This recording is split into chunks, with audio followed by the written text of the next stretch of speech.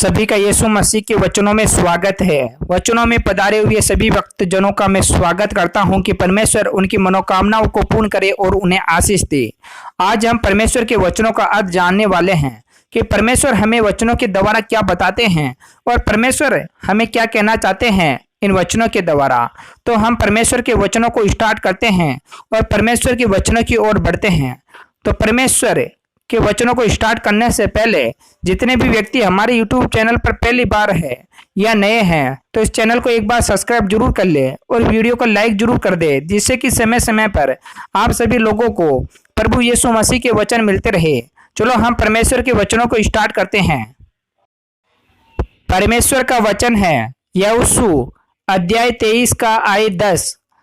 तुम में से एक मनुष्य 1000 मनुष्य को भगाएगा, क्योंकि तुम्हारा परमेश्वर यहोवा अपने वचन के अनुसार तुम्हारी ओर से लड़ता है। तो इस वचन का अर्थ है कि परमेश्वर हमारी ओर से लड़ता है, परमेश्वर हमारी सहायता और मदद करता है और परमेश्वर कहता है कि मैं तुम्हें उन शत्रुओं से बचा लूंगा जो शत्रु तुझे हमेशा घात करने पे रहते हैं, जो तुझे किसी न किसी प्रकार का नुकसान पहुंचाते हैं, जो तेरे बारे में बुरा सोचते हैं, जो तुम्हारी हमेशा गलत आदतों में पटकना चाहते हैं, जो तुम्हें किसी न किसी प्रकार से घात करने पर रहते हैं, तो उनसे मैं बचा लूंगा, तुझे किसी भी प्रकार की मुसीबतों में नहीं पड़ने दूंगा। परमेश्वर हमारी ओर से लड़ता है, परमेश्वर कदम कदम पे हमारी सहायता और मदद करता है, क्योंकि हम परमेश्वर के वचनों पे चलते हैं, परमेश्वर के नियमों पे चलते हैं, परमेश्वर के वचनों की अगुवाई करते हैं। इसलिए परमेश्वर हमारी सहायता और मदद करता है। इसलिए परमेश्वर ने हमें इस लायक बनाया है कि हम एक मनुष्य 1000 मनुष्य से लड़ सकते हैं और हम 1000 मनुष्य को भगा सकते हैं। और परमेश्वर ने हमें उस शैतान से लड़ने की भी ताकत दी है। परमेश्वर ने हमारे शरीर को इस प्रकार से बनाया है कि हम सभी रोगों से, बीमारियों से हम लड़ सकते हैं और हम जी सकते हैं। जब हम परमेश्वर की प्रार्थनाएं और परमेश्वर की आज्ञाओं पर चलते हैं, परमेश्वर की अगुवाई करते हैं, तो परमेश्वर हमारी ओर से लड़ेगा और परमेश्वर हमें किसी प्रकार के रोग और बीमारियां नहीं होने देगा। इसलिए परमेश्वर इस वचन के द्वारा हमें यह समझाना चाहता है। परमेश्वर का नेक्स्ट वचन है यशायाह अध्याय 49 का आयत 25। तो भी यहोवा यूं कहता है, हाँ, वीर के बंधुओं उनसे छीन लिए जाएंगे और बलात्कारी का शिकार उसके हाथ से छुड़ा लिया जाएगा, क्योंकि जो तुमसे लड़ते हैं उनसे मैं आप मुकदमा लड़ूंगा और तेरे लड़के बालकों का मैं उद्धार करूंगा। तो इस वचन के द्वारा परमेश्वर कहता है कि वीर बंधुओं, मैं तुम्हारे लिए लड़ता हूं, मैं तुमको हर प्रकार की मुसीबतों से बचा लूंगा, मैं तुम्हारे लिए हर मुकदमा लड़ूंगा, हर प्रकार की मुसीबतों से मैं लड़ूंगा, हर प्रकार की दुख और तकलीफ मैं उठाऊंगा, पर तुझे किसी प्रकार का तकलीफ नहीं आने दूंगा। तेरे जीवन में किसी प्रकार का दुख और परेशानी ना होगी। हर प्रकार की मुसीबतों से मैं लड़ लूंगा, चाहे बलात्कारी हो, चाहे शिकार करने वाला हो, चाहे तुझे घात करने वाला हो, चाहे तेरे बारे में बुरा सोचने वाला हो, चाहे तुझे मारने वाला हो, उन सब से मैं लड़ लूंगा और मैं तुम्हारा उद्धार करूंगा, तुम्हारे लड़के और बालकों का भी उद्धार करूंगा और उनको भी हर प्रकार के मुसीबतों से, दुखों से, तकलीफों से बचाऊंगा। मैं उन्हें किसी प्रकार का रोग और बीमारियां नहीं होने दूंगा। मैं उस शैतान से भी उनको बचा लूंगा और उन शत्रुओं से भी बचा लूंगा। इसलिए परमेश्वर कहता है कि मैं बलात्कारियों का शिकार उसके हाथ से छुड़ा लिया जाएगा, क्योंकि जो तुमसे लड़ते हैं उनसे मैं आप मुकदमा लड़ूंगा। तो इस वचन के द्वारा परमेश्वर कहता है कि मैं स्वयं मुकदमा लड़ूंगा, मैं तुम्हारा कुछ भी नहीं होने दूंगा। इसलिए परमेश्वर हमारी हर जगह सहायता और मदद करता है। परमेश्वर हमारे जीवन में किसी प्रकार की कमी घटी नहीं आने देता है। परमेश्वर हमें समय से पहले सब चीजें उपलब्ध करवाने की ठान रखा है।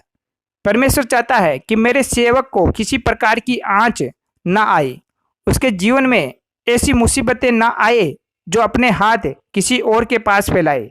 तो इसलिए परमेश्वर हमें समय से पहले वह चीज उपलब्ध करवा देता है जिसकी हमें कमी घटी होती है। तो इसलिए परमेश्वर ने हमें इस लायक बनाया है।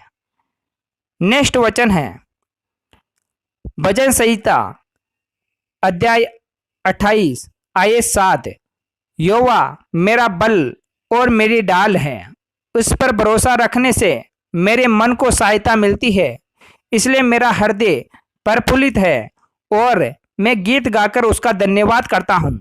इस वचन का अर्थ है कि परमेश्वर हमारा उद्धार करने वाला है।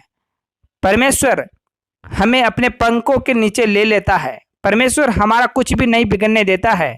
तो इस कारण हम परमेश्वर पर भरोसा रखते हैं, क्योंकि जब हम किसी प्रकार की मुसीबतों में विपदाओं में फंस जाते हैं और जब हम परमेश्वर को याद करते हैं तो उन मुसीबतों से और विपदाओं से हम बाहर निकल जाते हैं। तो परमेश्वर का भरोसा हमारे ऊपर बना रहना बहुत बड़ा है। तो इसलिए हमें परमेश्वर पर भरोसा करना होगा और परमेश्वर पर भरोसा करते हुए आगे बढ़ना होगा।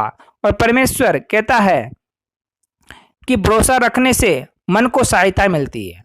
जो भी व्यक्ति परमेश्वर पर भरोसा रखता है तो उसको मन को सुकून और शांति मिलती है। उसके जीवन के जो भी कष्ट और पीड़ाई थी यहोवा के नाम से दूर हो जाता है। तो इसलिए जब मैं परमेश्वर पर विश्वास रखता हूँ तो मेरा हृदय प्रफुल्लित हो जाता है और मैं मन से अति खुश हो जाता हूँ और इच्छा करती है कि मैं परमेश्वर के भजन गाऊं, कीर्तन गाऊं, परमेश्वर की आराधना करूं, परमेश्वर के वचनों पे चलूं, परमेश्वर की अगुवाई करूं, परमेश्वर का हो जाऊं।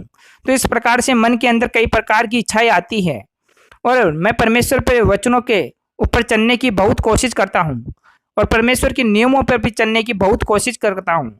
तो इसलिए मेरे मन से, मेरी आत्मा से, हृदय से यह निकलता है कि परमेश्वर दयालु है, कृपा निधि निदान है, सभी पर दया करने वाला है और सभी का उद्धार करने वाला है। परमेश्वर ने किसी के साथ भेदभाव नहीं किया। परमेश्वर ने सभी के साथ समानता का व्यवहार किया। परमेश्वर ने किसी को ठेस नहीं पहुंचाया। परमेश्वर ने अधर्मी लोगों पर भी अपना आशीष देने की कोशिश की। धर्मी लोगों को भी अपने आशीष से उनको आगे बढ़ाया और परमेश्वर ने अधर्मी लोगों के जीवन में आशीष देके उनको धर्म के मार्ग पर लाने की बहुत कोशिश की। इसलिए परमेश्वर ने बहुत बड़े बड़े कार्य किए हैं। नेक्स्ट वचन है परमेश्वर का भजन संहिता 28 आयत 7 में लिखा हुआ है, यहोवा मेरा बल और मेरी ढाल है, उस पर भरोसा रखने से मेरे मन को सहायता मिलती है, इसलिए मेरा हृदय प्रफुल्लित है और मैं गीत गाकर उसका धन्यवाद करता हूँ। तो इस वचन का मैंने अर्थ समझा दिया है। नेक्स्ट वचन है लूका अध्याय 9 आयत 6। सो वे निकलकर गांव गांव सुसमाचार सुनाते हैं और हर कहीं लोगों को चंगा करते हुए फिरते रहते हैं।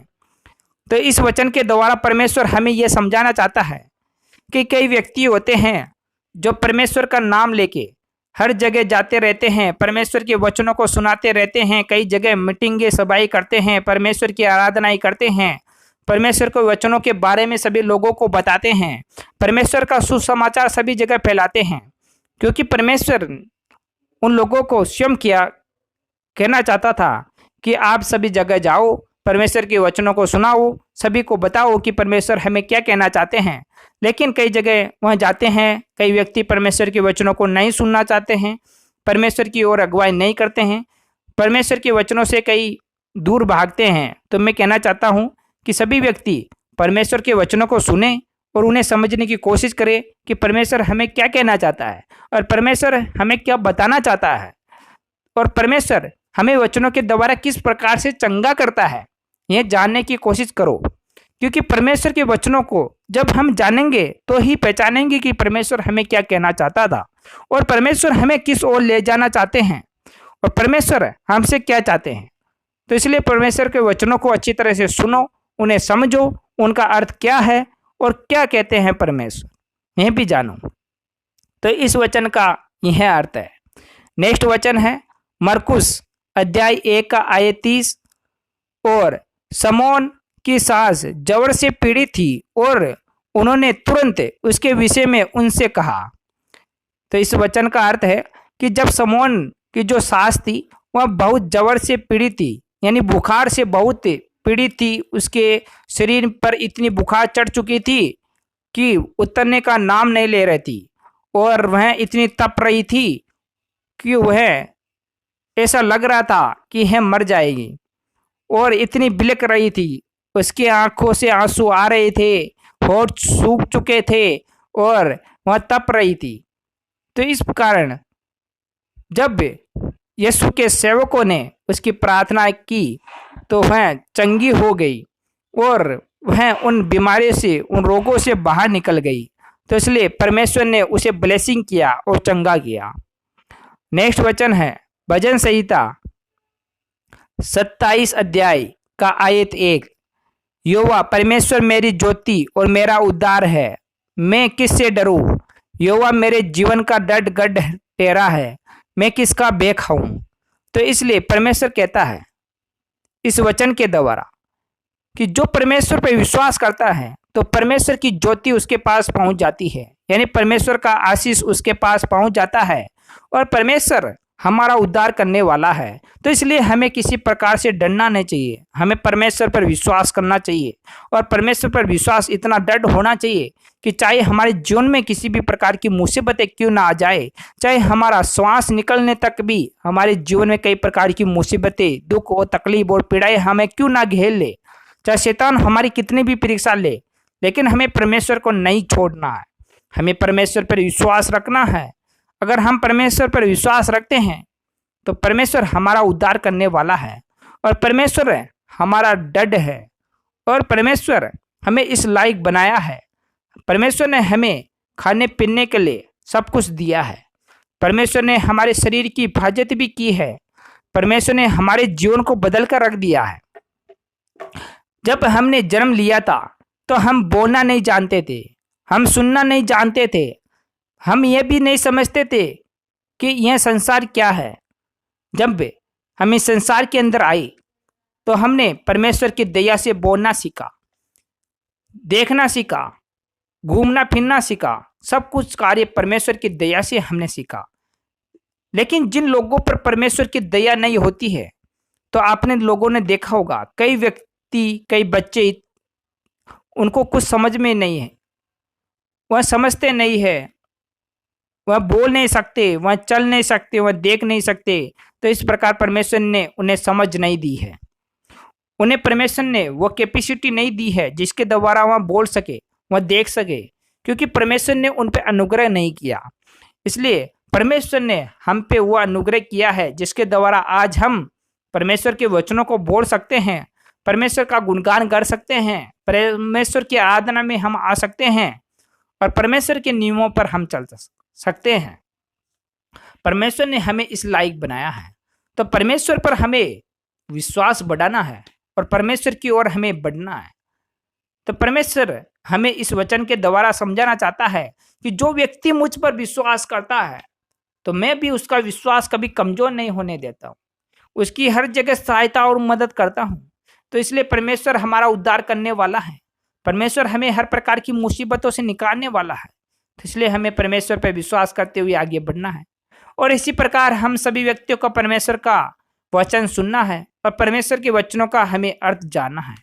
तो इसी प्रकार आप सभी व्यक्ति परमेश्वर के वचनों में बने रहे और मिलते हैं नेक्स्ट वचनों में।